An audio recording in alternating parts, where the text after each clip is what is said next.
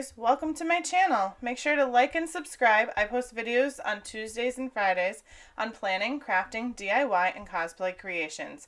Today's video is going to be a pirate-themed weekly plan with me that I made, and it's easily available on my Etsy, which is linked below.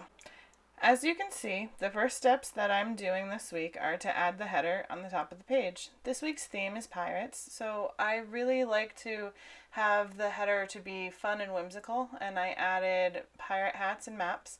And then after that, I add a footer at the bottom. I know at this angle the footer is a bit hard to see, but I thought it was reminiscent of wine barrels, which you often see on pirate ships. And then after that, I add the notes on the side, which is a really important part of my planner. I like to put my full boxes on next, and I try to think about my week, and the days that I have the least going on are the days that have my most designed boxes, just so that I know I don't have to write on top of them. And then I place the boxes where I know I can write on top of them, and often those are the ones that I have checklists on. Full boxes are the first thing that I will design when I'm making a kit, and they're also the first thing that I look at when I'm purchasing one. I feel like they are the reason that you either like or you dislike the kit, because they have both functionality and design where I don't think any of the other stickers have both. Once the full boxes are all set, I start to add the days of the week and the individual dates. I've made these stickers separate so that you can put them wherever you want. I tend to like to put them on top of the header. I just like to have it there. That way I can put individual headers on the boxes underneath them and write in whatever you want. I tend to write things in a checklist format, and I found that it's just helpful to have a separate heading on each box. Because of my son's obsession with Captain Hook and having to watch Tinkerbell 100,000 times, there's a good chance that in October I'm going to have to wear a Captain Hook costume. And because of that, I'm going to want to use this kit again.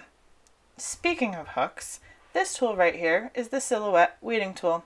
I use it mostly for my vinyl, but after trying to find a way to get these numbers to sit straightly and getting super frustrated about it, I tried my fingers, I've tried tweezers, I've tried needles, I've tried everything, and then I looked down and saw this hook and went, and by far, it is the best tool that I have found.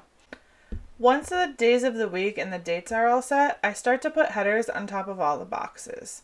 The headers are really important to me because I use a checklist throughout my entire planner. And the headers tend to break up my checklist into different lists so that I know what's important, what I can do that day, what I have the possibility of pushing a little bit, although I try not to push as much as I can. The weekend banner is one of my favorite pieces of the entire kit because it fits with the theme so well. The pole itself looks a lot like a flagpole that you would see on an actual pirate ship, and behind the letters is a barrel pattern which kind of looks like the wine barrels that are stereotypically seen on pirate ships. And the note section is one of my most important sections of my entire planner. I tend to put my really important stuff over there under my don't forget column. I also have my to buy column, which is mostly for business related purchases, the ones that everyone seems to forget, like to get pens and refill your ink for your printer, that sort of thing. And I also put goals on there. Goals this year for me are really important. I feel like it's helping to keep me centered during this crazy time that we're in.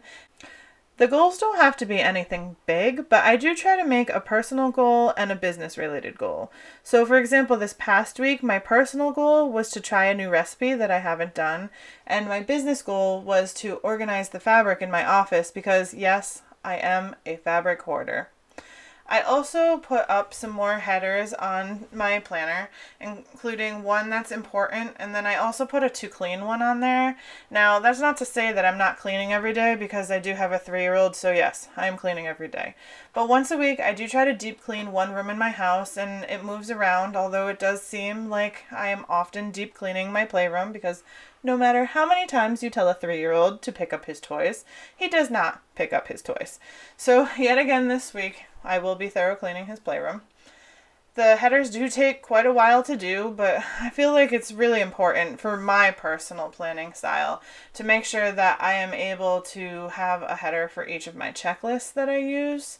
And then after my checklists are done, it's super satisfying to be able to scratch things off that I actually was able to accomplish them, which is something that doesn't quite happen if I don't have like an actual plan for that list.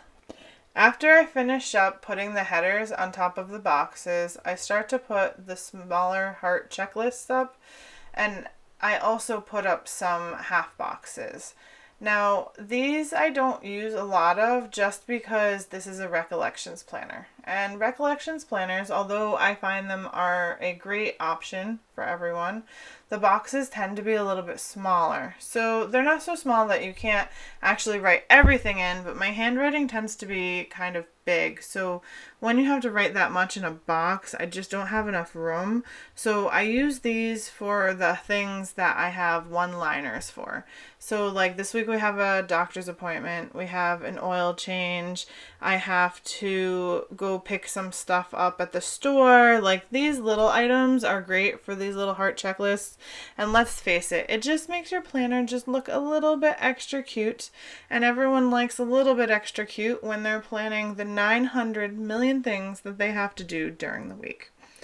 After we get everything all set, I add a little bit of whimsy by putting a pirate ship, because it is a pirate planner, on the left page. And then I also have a cute skull and bones that I put down at the bottom.